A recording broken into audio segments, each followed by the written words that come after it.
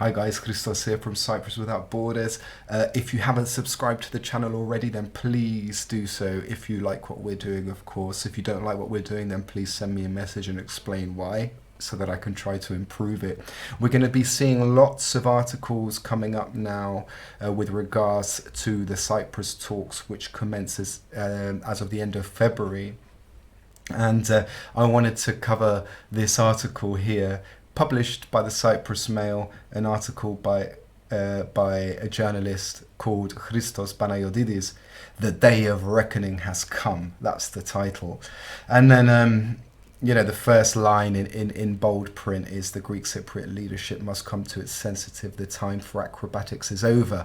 And this is something which I've noticed about this journalist. I've read quite a few of his articles.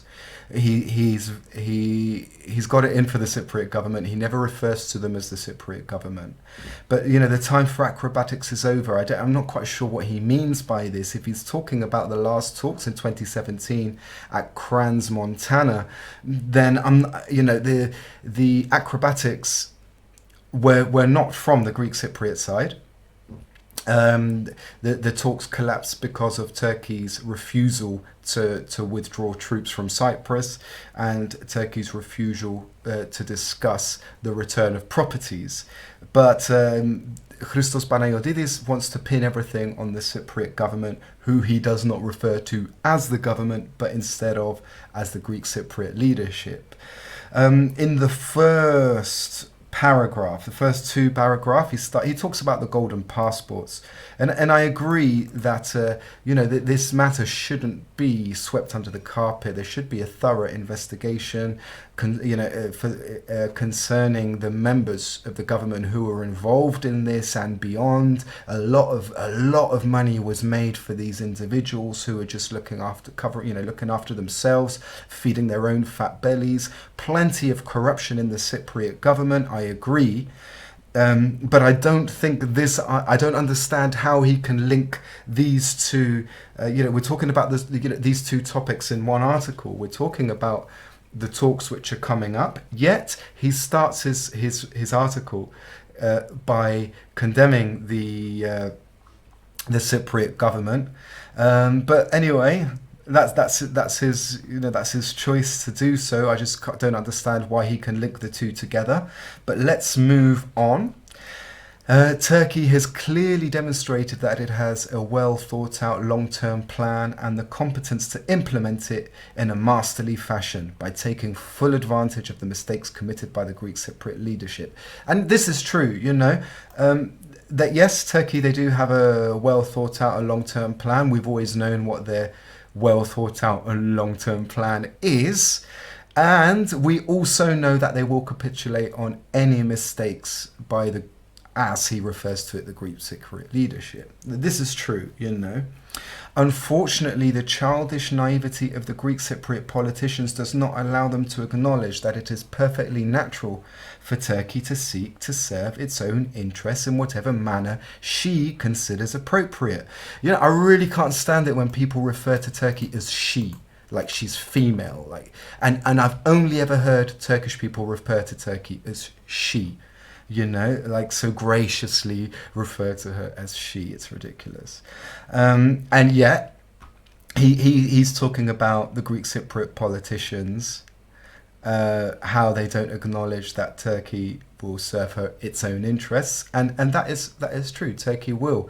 But that doesn't mean we should accept it like Christos Panayiotides is suggesting. Let's move on. They also find it very difficult to comprehend that the interests and the choices of the Turkish Cypriots are not the same as Turkey's. However, they do not understand that they cannot be claiming the full ownership of the government of the Republic of Cyprus when they consistently show no interest in the fate of the 20% of the population. 18%, let me correct you there. And they do nothing to secure the well-being of these people and to effectively protect their interests. What on earth are you talking about, Christos Panayiotides? If anybody knows him, try to knock some sense into this guy. What is he talking about? However, they do not understand. Because the Republic of Cyprus government, the people will argue that they've done too much for the interests of the Turkish-speaking population. They are equal citizens, as equal as I am. They have all of the benefits that I do. They have, they're allowed to use the hospitals. They're allowed to, the free healthcare. They're allowed to come and go as they please. They've got all of the rights that I have as a citizen. Yet again, Christos Panayiotides is trying to portray the Turkish-speaking Cypriots as the victims, and giving no credit to the Cypriot government at all for the rights which they have rightfully given to the Turkish-speaking Cypriots. And he also fails to mention that in the Crans-Montana talks, Turkey were the ones who made ridiculous demands which the Greek-speaking population could not could not fulfill. However, they do not understand that they cannot be claiming the full ownership of the government. Well, they don't, do they? Do they claim the full ownership of the government? I mean, the government was sabotaged and abandoned by the Turkish-speaking Cypriots in 1963. It was so. I'm again. What is he talking about? Somebody, please knock some sense into this guy.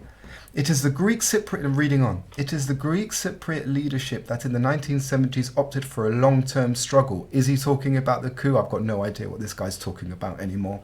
In 2004, it breached the understanding reached with the European Commission on the basis of which Cyprus acceded to the European Union.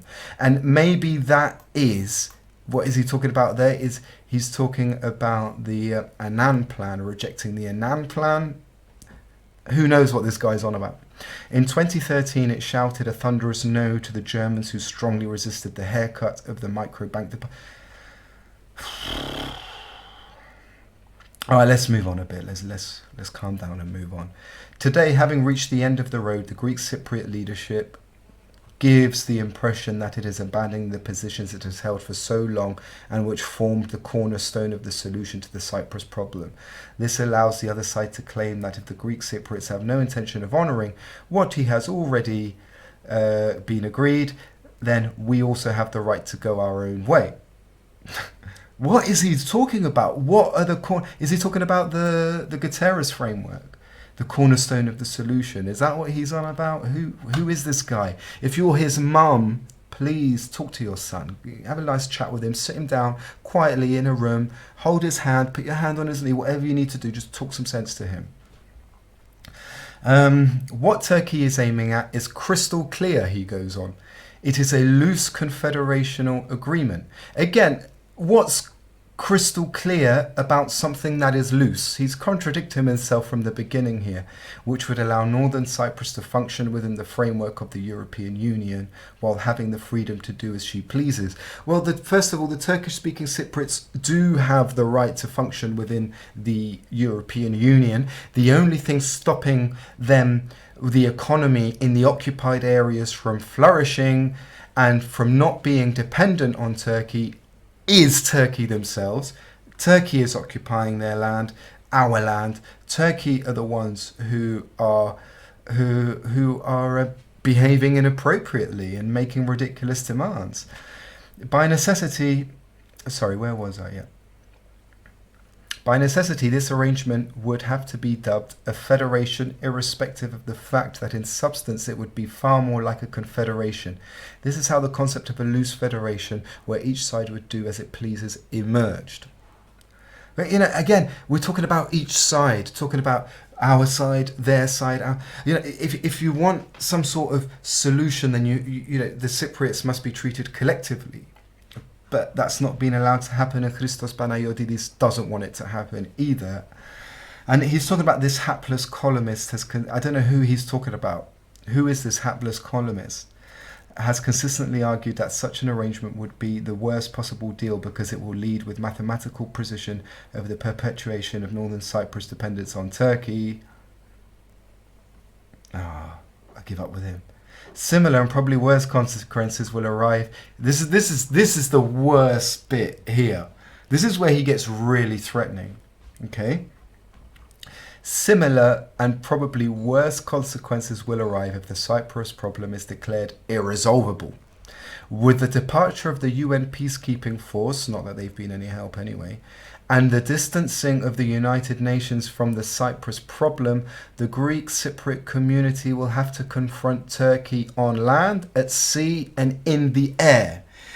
So he's saying, what he's saying is, if we do not accept Turkey's proposition, Turkey's terms of a solution, then we will go to war with Turkey, and obviously we will lose. This is what he's saying. This is the only thing that is crystal clear about this article of Christos Panayiotides. The only thing that I can see that is crystal clear is that if we do not accept Turkey's solution, we will have to confront them on land, at sea, and in the air. This is what he is saying. So, in the face of these grave risks, the Greek Cypriot leadership must come to its senses and immediately abandon the acrobatic exercises it has been indulging in, because they are certain to lead to a fatal accident.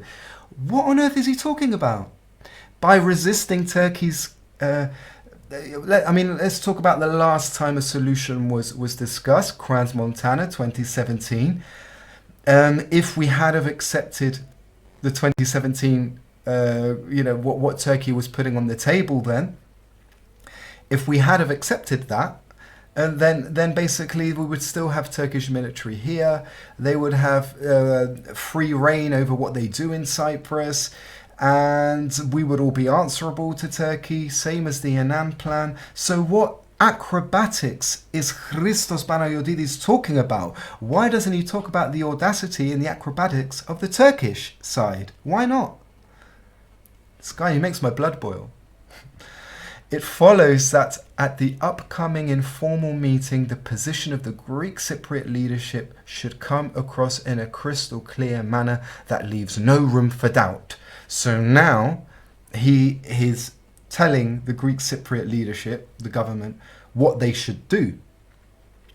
And this is what he is aiming for, Christos Panayiotides. This is his agenda. He marks them out 1, 2, 3, 4. He wants a bizonal, bicommunal federation with political equality and effective participation within the Guterres framework. And the Guterres framework is very loose as well. There's no sort of solid, concrete solution involved. There's just little points of interest which need to be addressed, which they are addressing, Abandonment of any discussion of a loose federation or a disguised form of a confederation that would give the other side the opportunity to backtrack and seek a disguised form of partition. Okay, this is basically what Turkey want, even though the pseudo-state, even though this, the bizonal, bicommunal federation is basically partition in disguise. It's still a separation, but they don't like to call it a partition. So his second point is null and void, really, because he says it shouldn't, we shouldn't be seeking a partition. But the bizonal, bicommunal federation, in fact, it's worse than partition. It's worse than partition because by accepting partition, we at least have a partition between us and mainland Turkey. But by going bizonal, bicommunal, then Turkey will have far too much influence over Cyprus. And far too many rights over Cyprus. So, partition, a hard partition, is probably better than a bizonal federation. Well, especially the bizonal, bicommunal federation that Turkey is seeking, as is demonstrated by their demands in the Crans-Montana talks. His third step would be abandonment of any discussion on temporary confidence building measures, which will defocus the effort of attaining a comprehensive solution to the problem and will divide an escape route to the other side. This is not what the UN Secretary General had in mind when he called for such measures to be taken. And so, CBMs, there's something which I'm sick and tired of hearing about as well, because there have been plenty of confidence building measures given by offered or proposed or gestured towards the Turkish speaking population of Cyprus. There've been so many of them, and none at all from the Turkish speaking side. None at all. There's still those two ghastly flags on the Bendadaktilos mountain range. They're both still there, these two ghastly flags, and I think anybody who, if Turkey was serious about peace, then those flags would not be there. And his fourth one, aim at an immediate solution. I'm all up for an immediate solution. For me, an immediate solution would be would include the withdrawal of Turkish troops, period, end of. Don't want them on Cyprus, don't want them here. And he finishes his article by, the Greek Cypriot side should not seek a solution like that attained under the Zurich-London agreements, which would lead to a renegotiation process before the ink of the previous agreement dries. And this I can sort of agree with that as well. I mean, when he talks about the Zurich-London agreements, the Constitution 1960, which turned out disastrous.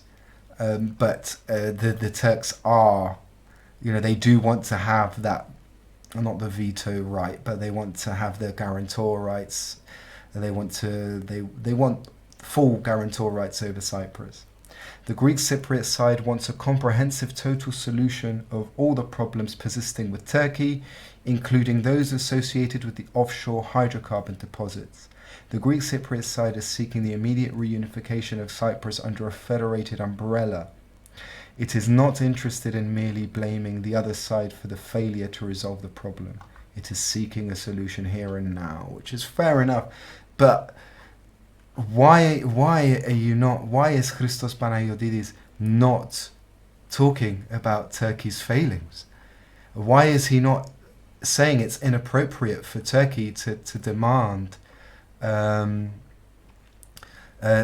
what they demand, to keep their military presence here, to keep the island divided, to keep the guarantor rights?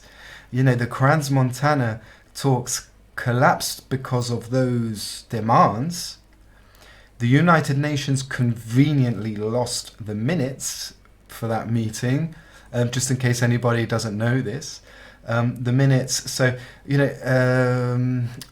when you go to court or whatever, just in case people aren't aware of this, there'll be somebody there writing down, taking notes, recording everything in writing, everything that's being said. And the United Nations had somebody there keeping record of everything, recording these minutes, and they conveniently lost them. So the Crans-Montana talks are basically as if they never happened. So we could end up going back to the table. Turkey will still make the same ridiculous demands. And I would be interested to see if Christos Panayiotides will speak up about Turkey then. This is it. I'm just trying to be vigilant. I'm trying to get people talking about Cyprus. Who reads the Cyprus Mail? The English-speaking population of Cyprus, whether they be English expats or Cypriots themselves. And so when they read articles like this in the Cyprus Mail, who look like the villains? Who looks like the villain? We do.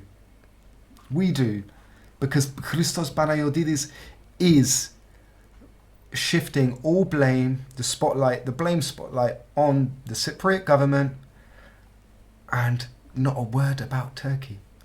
Not one word. Which leads me to answer, who's lobbied him? Who's paying him? Because the Turks are very, very good at lobbying. They're good at putting money in the right places to get what it is they want. And our government have done nothing. They're too busy filling up their big fat bellies. So credit to the Turks for pursuing, being persistent, for knowing what to do, for being organized. I mean, I've already spoken about trolling, how they have about 6,000 people trolling the internet, spreading their propaganda. What has the Cypriot government's response been? Just let them do it, let them carry on. That's what they do. They just let them carry on. And there's been no response at all. It's down to people like me and a few other people online to be doing this job which so many Turks are being paid for. And the troll farms operate in Pakistan as well. Turkish troll farms operate in Pakistan. And so they've got thousands of people doing this work. The Cypriot government should respond and identify the problem and deal with it, but they don't. It's down to people like me and a handful of people online. Handful. So if you do want to see a better outcome for Cyprus, and if you do want to help, then please subscribe to the channel and give this video a like, and I'll see you soon.